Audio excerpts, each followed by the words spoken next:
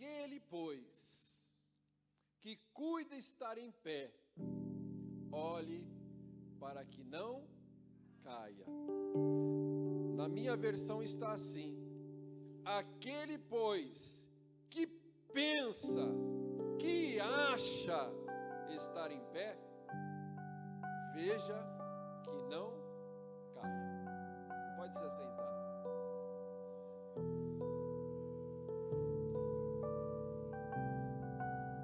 Esse texto é um alerta de Deus para as nossas vidas nesta manhã. O perigo da autoconfiança. Paulo vai falar desse texto, que ele está dentro de um contexto do capítulo 8, 9, e ele conclui esse assunto no 10, aonde ele está tratando com a igreja de Corinto, que eles se achavam super crentes, super espirituais, achavam que porque eles tinham todos os dons, eram a prova de queda. Mas Paulo vai trazer esta palavra dizendo: você pensa que está de pé? Você acha que está de pé? Mas não está. Porque ninguém está de pé por si próprio. Nós só estamos de pé por causa da graça. Nós só estamos de pé por causa de Cristo. E Paulo vai escrever então esses capítulos 8, 9 e 10, concluindo no 10, mostrando para eles: vocês não são o que vocês pensam que são. Está igual a igreja de Sardes, tem fama que vive, mas está morta. Por isso, Paulo escreve esses 3 capítulos em forma de alerta, usando os exemplos de Israel para a igreja, que serve para a minha e para a sua vida nesta manhã. Porque nós só estamos de pé porque Deus é misericordioso. Só estamos de pé porque Deus é fiel. Aquele que é autoconfiante, ele diz: todos podem cair, menos eu. Todos podem se desviar, menos eu. Isso nunca vai acontecer comigo. Porque ele é autoconfiante, ele acha que ele é o super crente, o super espiritual. Mas quando nós colocamos a nossa confiança no Senhor, aí nós podemos dizer como o Salmo 46, versículo 1: o Senhor é o meu refúgio, a minha fortaleza, o meu socorro bem presente no dia da angústia. Senhor, socorre-me.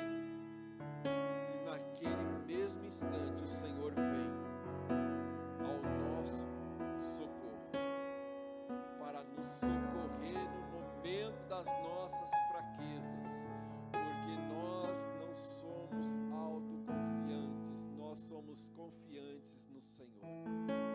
A nossa confiança está no Senhor. O grande perigo do autoconfiante é achar que ele está de pé por causa dele, mas nós estamos de pé por causa de Cristo. não baixe a sua guarda, não vacile na sua vida espiritual, porque para cair, diz o ditado, basta estar de pé. Para cair, basta estar de pé, porque eu aprendo uma coisa com esse versículo: ninguém está à prova de queda. Ninguém está à prova de queda. E nós aprendemos com a palavra de Deus que com o pecado não se brinca. Não dá para brincar, irmãos, com o pecado, porque quem brinca com o pecado vai cair. É aquela mesma máxima do fogo: aquele que brinca com fogo vai se queimar. Então, com o pecado nós não brincamos, com o pecado nós fugimos. Foge da aparência do mal. Sansão foi consagrado desde o ventre da sua mãe. Sansão foi chamado por Deus para libertar o seu povo dos filisteus. Sansão recebeu dons da parte de Deus. Sansão, ele foi o homem mais forte que já viveu na face da terra. Musculoso, forte, mas fraco no que se dizia a respeito ao pecado. Ele era fortão, mas quando se tratava a respeito de pecado, em vez de ele fugir, ele corria na direção do pecado. Ele gostava de brincar com o pecado. E com o pecado a gente não pode brincar, porque se a gente brinca com o pecado, a gente vai cair. Nós precisamos fugir do pecado. Autoconfiança. Eu sei até onde eu posso. Eu sei o meu limite. E aí a gente fica cirandando o pecado, brincando com o pecado, achando que a gente tem força, que a gente consegue resistir. A gente resiste ao diabo, mas do pecado a gente tem que fugir dele. Temos que fugir, irmãos, do pecado. Ele tinha tudo para ser um grande homem de Deus, mas brincava com o pecado. Ah, é só um golinho, só um drink, é só uma espiadinha na internet, é só um traguinho, é só uma ficadinha, mas ela é bonita, pastor. Nossa, pastor, ele é um gatão. É só uma espiadinha, irmãos. É o suficiente para o pecado te derrubar, para o pecado te afastar da presença de Deus. Sansão gostava de brincar com o pecado. Foi na casa de Dalila, deitou no colo de Dalila. Dalila: então, Sansão, qual o segredo da sua força? E ele, como gostava de brincar, olha, se você pegar uma corda ainda úmida, amarrar no meu cabelo, amarrar nas minhas mãos, eu vou ficar fraco. O que Dalila fez? Ela estava comprada pelos filisteus, porque os filisteus queriam saber o motivo da força de Sansão. Mas o motivo da força de Sansão era a obediência à palavra de Deus, à direção de Deus. E ele brincando: não, se me amarrar com uma corda ainda úmida, eu vou perder as minhas forças. O que Dalila fez? Chamou os filisteus, depois que ele dormiu no colo de Dalila, amarrou as mãos de Sansão. Quando ela gritou: Sansão, os filisteus, ele rompeu aquelas cordas e foi lá para cima dos filisteus. No outro dia, onde está Sansão? Na casa de Dalila, porque ele gostava de brincar com o pecado. Chega lá: e aí, Sansão, você me enganou, hein? Aonde você está sustentando a tua força?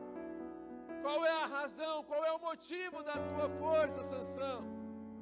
E ele vai dizer: se você me amarrar com uma corda que nunca foi usada, eu vou perder a minha força. E ela grita quando ele dorme: Sansão, os filisteus! Ele rompe as cordas e vai para cima dos filisteus. E ela de novo. No outro dia, Sansão está lá. E ela de novo: Sansão, você me enganou. Qual é o segredo da tua força, Sansão? Oh, irmão, é uma palavra tão simples, mas serve para mim e para você. A gente erra, irmão, mas no outro dia a gente está lá no mesmo erro. E no outro, no mesmo erro. Está vendo que o diabo está tentando te catar, que o diabo está tentando armar uma cilada, mas a gente continua nos mesmos erros.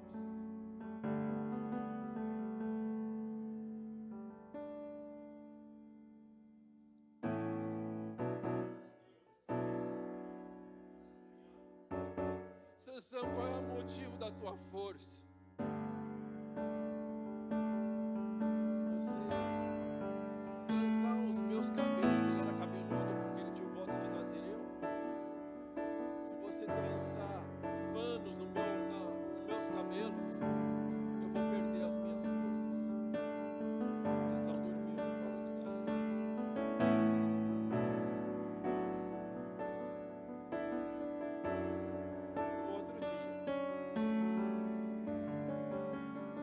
Sansão, os filisteus.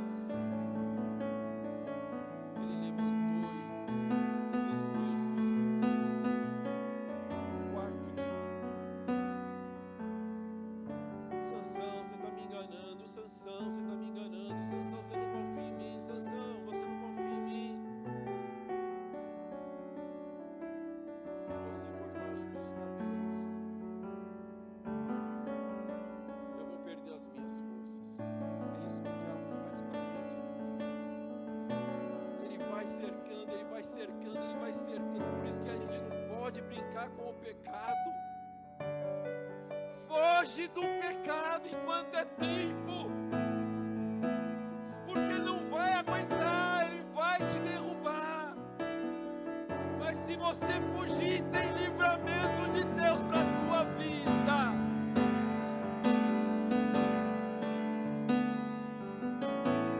Sansão dormiu no pecado. Ela cortou os cabelos, que era o voto que ele tinha de Nazireu.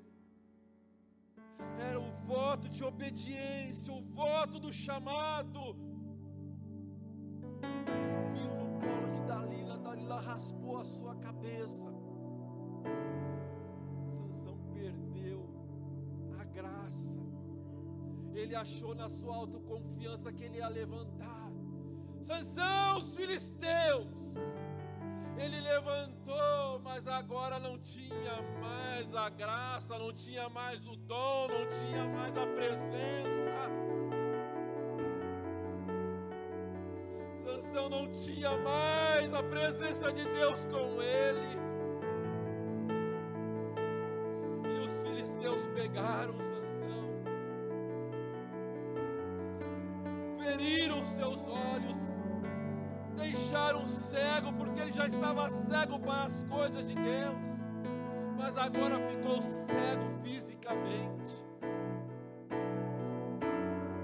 Colocaram Sansão para rodar moinha, que era serviço de boi, de mula, e ele rodando moinha, e eles disseram: traga Sansão para a gente brincar. Que tinha o dom de Deus, lobo da corte. Traga Sansão para nos divertir com ele.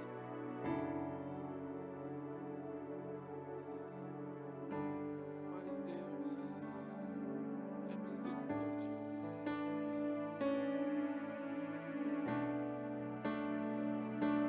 Sansão estava lá e lembrou de Deus. Senhor, me perdoa.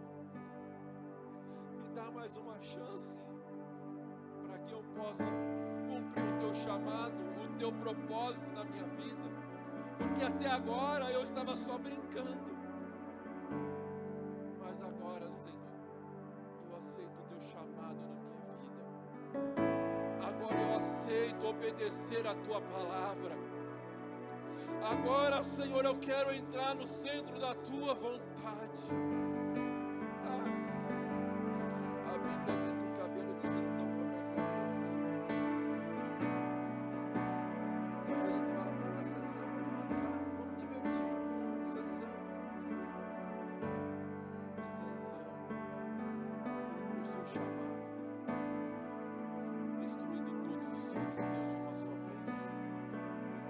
Todos os principais Sansão destruiu, porque ele entrou no centro da vontade de Deus. Não importa se você caiu,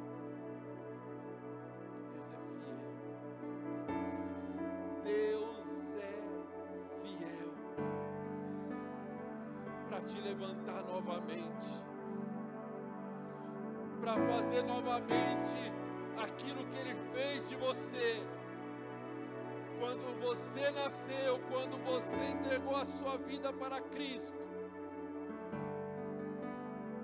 Ele já tinha uma obra na tua vida.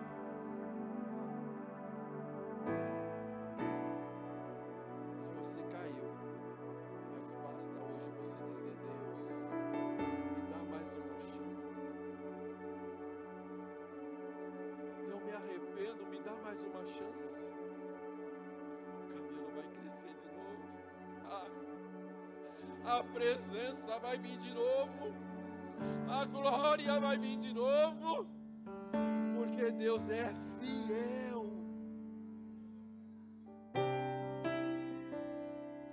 O forte não é aquele que enfrenta o pecado.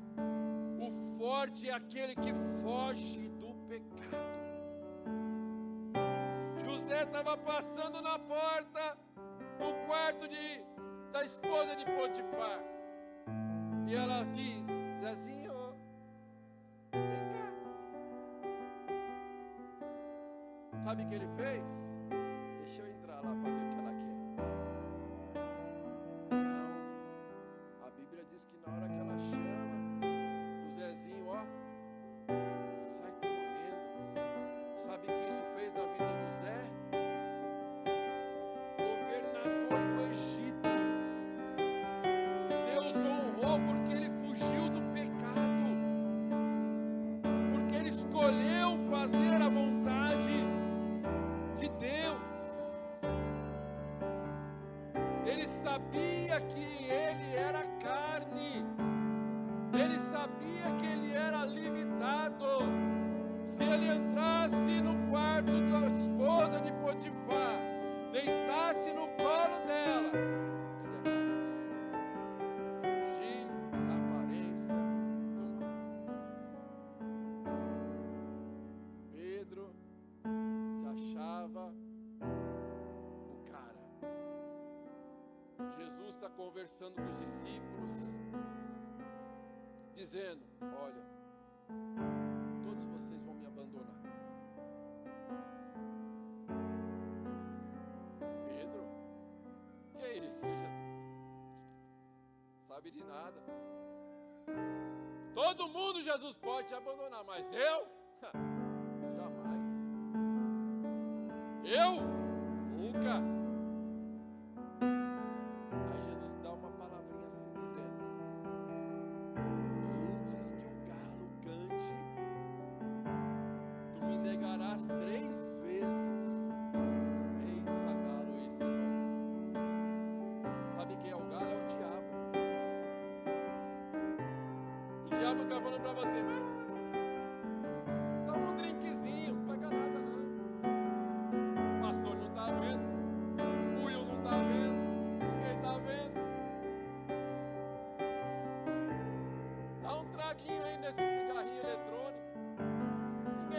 vendo. Ah, vou dar uma ficadinha aqui com essa gata, ninguém está vendo.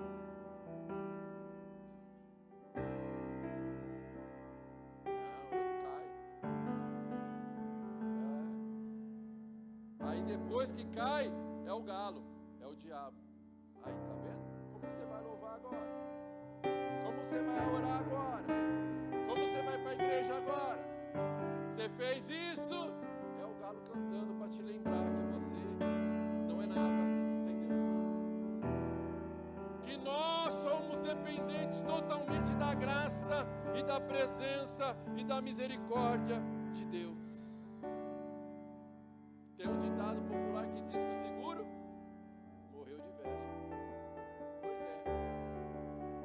Estava um tempo atrás na casa do Miguel. Cheguei na casa do Miguel. A irmã Márcia estava lavando o quintal. Ela falou: põe a moto aqui dentro, pastor. Eu falei: não, irmã, pode deixar aqui fora. Pensei eu comigo. A moto está na porta da casa. Estou aqui dentro da casa. A gente está de olho na porta. Quem vai mexer na minha moto? Ninguém. Estamos lá no meio do culto. A irmã Thalita do El ali na porta, sentada. Aí no meio do culto a gente escuta um barulhinho. Aí a Thalita falou: pastor, o senhor veio de moto? Eu falei: vim. Ah, estão mexendo na tua moto. No que ela falou isso, acho que eles escutaram também. E eles foram embora. Irmãos, a moto tem seguro. Eu estava confiante que a moto estava em frente da casa. Eu falei: ninguém vai mexer aqui na frente da casa. Então, a partir desse dia que eu fiz, irmão, onde eu vou, eu amarro ela. Não fica mais sozinha. Onde eu vou, eu amarro, irmãos. Por quê? Porque a gente tem que aprender com os nossos erros. O seguro morreu de velho. Não é porque eu tenho seguro, irmãos, que eu vou facilitar para o inimigo roubar. Não. Porque eu aprendi uma coisa, irmãos. Quanto mais distante nós estamos do pecado, mais nós estaremos protegidos. Vou repetir que a matéria de prova. Quanto mais distante nós estamos do pecado, mais nós estamos protegidos.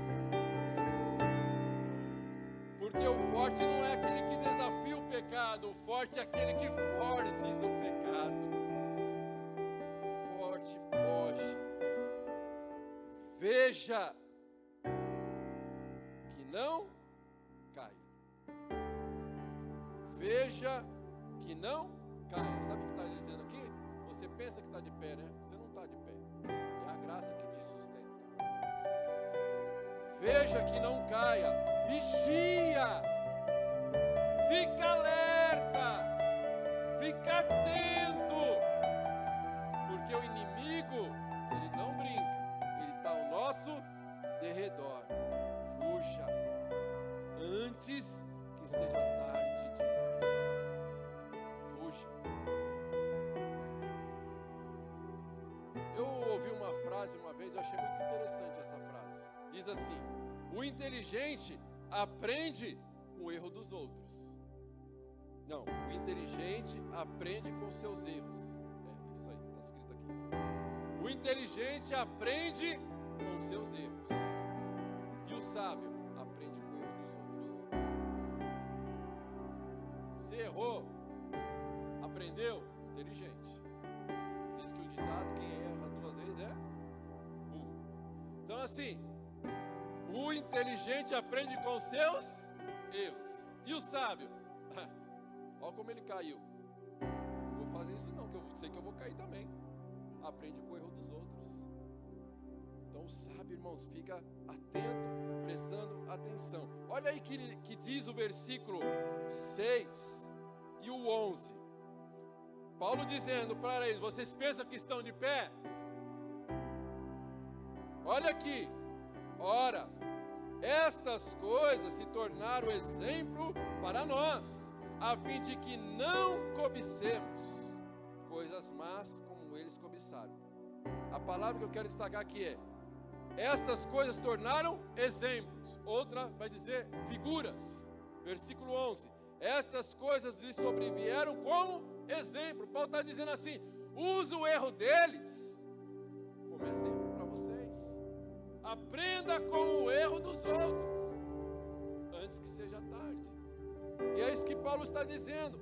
E aí ele vai dar o exemplo, irmãos, do versículo 1 ao 4. Ele vai dizer aqui: ora, irmãos, não quero que ignoreis que nossos pais estiveram todos sobre a nuvem, todos passaram pelo mar, tendo sido todos batizados assim na nuvem como no mar, com respeito a Moisés. Todos eles comeram de um só manjar espiritual, beberam da mesma fonte espiritual, porque bebiam de uma pedra espiritual que os seguia. Irmão, e a pedra era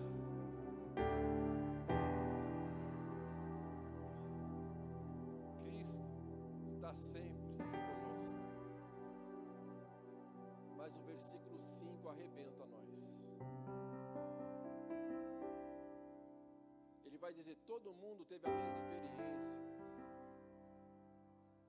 A nuvem acompanhava, a coluna acompanhava, a coluna parava, eles paravam, a nuvem parava, eles paravam.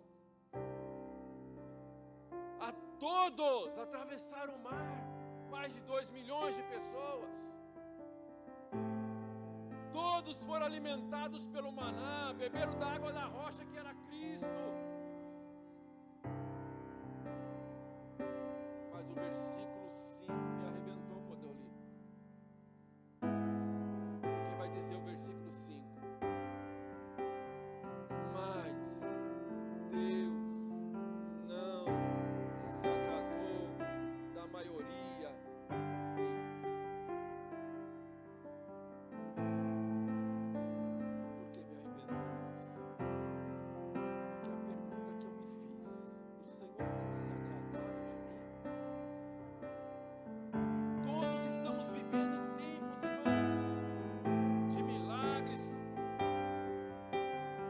de sinais. Estamos recebendo as bênçãos de Deus. Mas Deus está se agradando de nós. Outra versão vai dizer que Deus se agradou de alguns. Aí eu lembrei de Jó, quando Deus fala para o diabo com tanta alegria, com tanto orgulho, como um pai fala de um filho: nossa, meu filho é uma bênção, meu filho, nossa, fez faculdade, meu filho está numa boa empresa, que bênção, meu filho. E Deus, com essa alegria, vai falar para o diabo: você viu meu servo Jó? Homem íntegro, homem reto, homem temente, que se desvia do mal. Aí o diabo fala assim: mas o Senhor dá coisas para ele. Aí fala muito de mim e de você aqui. Será que nós estamos servindo a Deus por causa de coisas? Aí Deus fala assim: eu conheço o interior, você vê o derredor, mas eu vejo o que está dentro. Você serve a Deus por coisas ou por causa da presença? Oh glória! É por causa da presença que nós estamos aqui. É por causa dele que nós estamos aqui. É por causa da presença. O diabo pode te dar coisas para tentar roubar a presença, mas você pode perder tudo e permanecer com a presença, porque é a presença que importa. É a presença que importa. Vou para o final.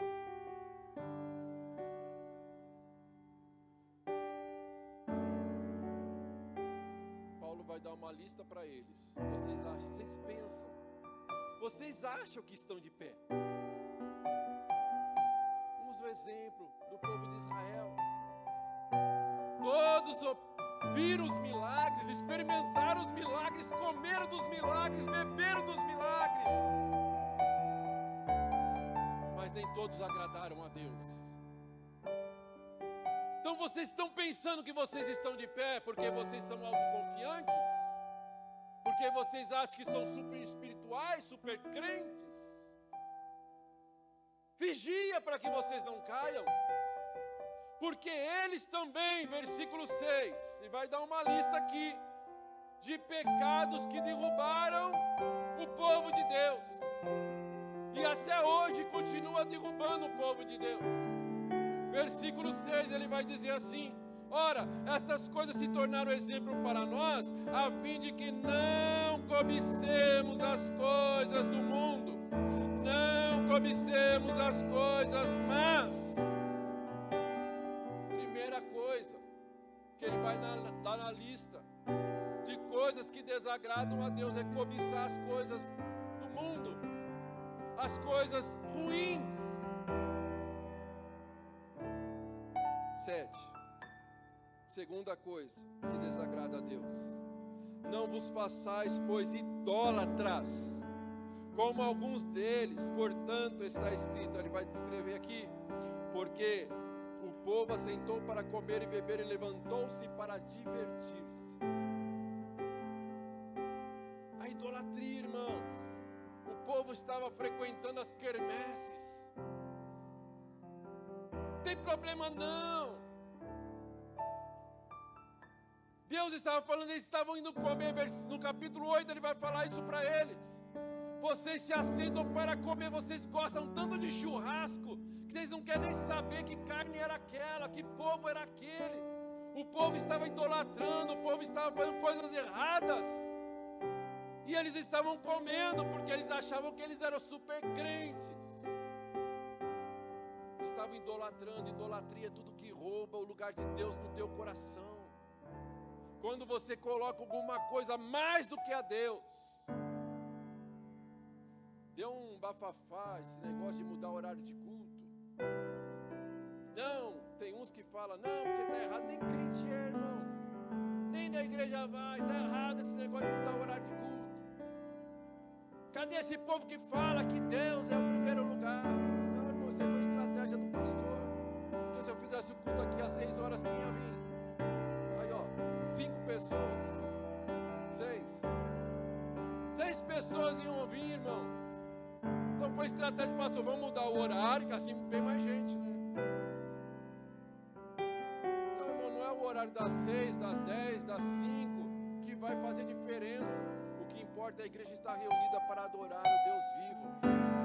Deus é o primeiro nas nossas vidas, a gente não está priorizando o futebol, estamos usando de sabedoria e estratégia.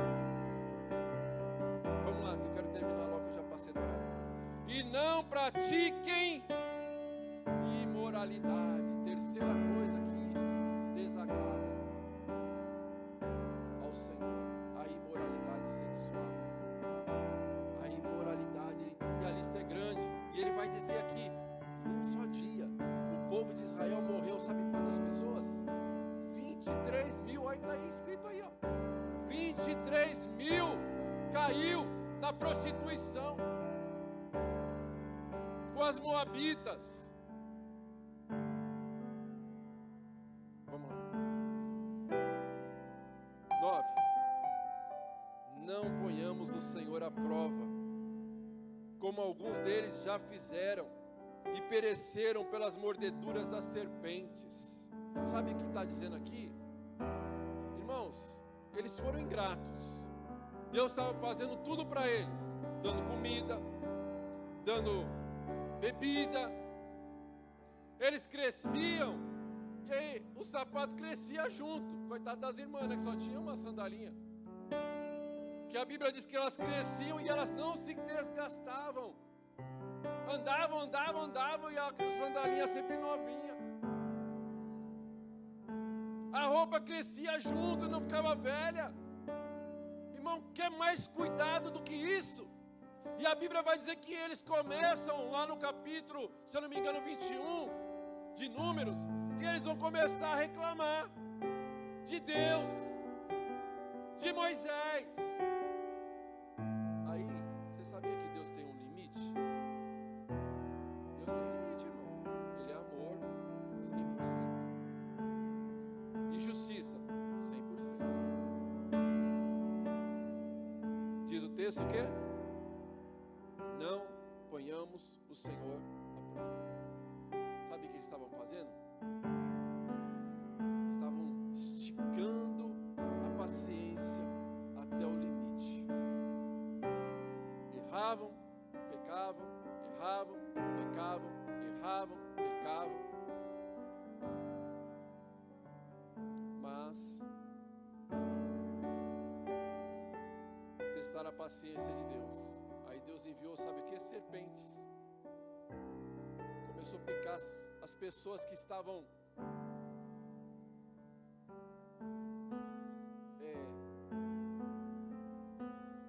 ingratas, as pessoas ingratas. Porque Deus estava cuidando, Deus estava dando, Deus estava provendo. E elas reclamando de Deus, reclamando de Moisés. Aí Deus falou, tá bom, então vou liberar umas serpentes aí. Começou a picar o povo e o povo começou a morrer. Moisés, por favor, Moisés, intercede por nós. Moisés fala com Deus, Deus, olha aí, o povo está morrendo. E aí Moisés intercede, Deus fala assim, levanta lá uma serpente de bronze. Quem for picado e olhar para a serpente não vai morrer. Já prefigurando Cristo. Que o pecado vem, a serpente vem e pica, mas quando a gente olha para a cruz, Senhor, eu errei, me perdoa. Pronto, o antídoto vem na hora. Deus perdoa na hora. Só mais um pouquinho, Deus. Só mais um pecadinho, Deus. Depois eu peço perdão. Não. Se arrepende e olha para a cruz. Aí você vai ser perdoado. Último, daqui da lista. Nem murmureis. 10. Nem murmureis, como alguns deles murmuraram e foram destruídos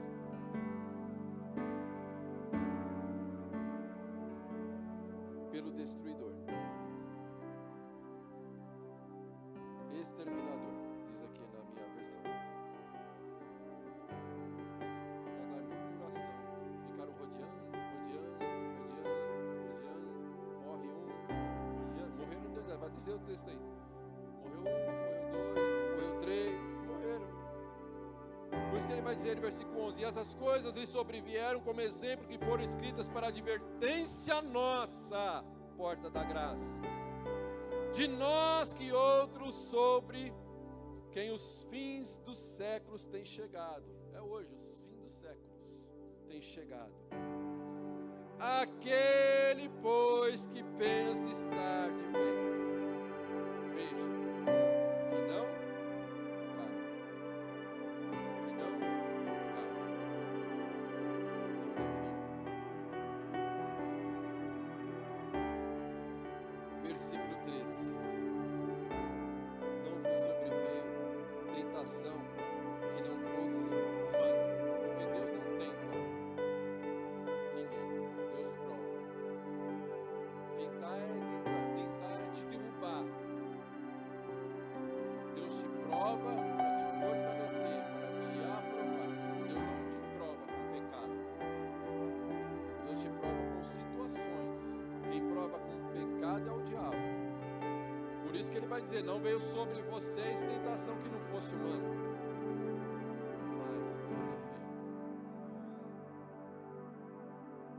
Mas Deus é fiel. E não permitirá que sejas tentados além das vossas forças, pelo contrário, juntamente com a tentação, vos proverá o escape. Deus nos dará o escape. Sabe o que é o escape? É quando você consegue escapar, quando você consegue fugir do pecado. O diabo veio, armou uma cilada, puseram no palácio, mas Deus deu escape para Zé. Ela arrancou a roupa dele, ele fugiu, porque Deus deu escape. Finalizando,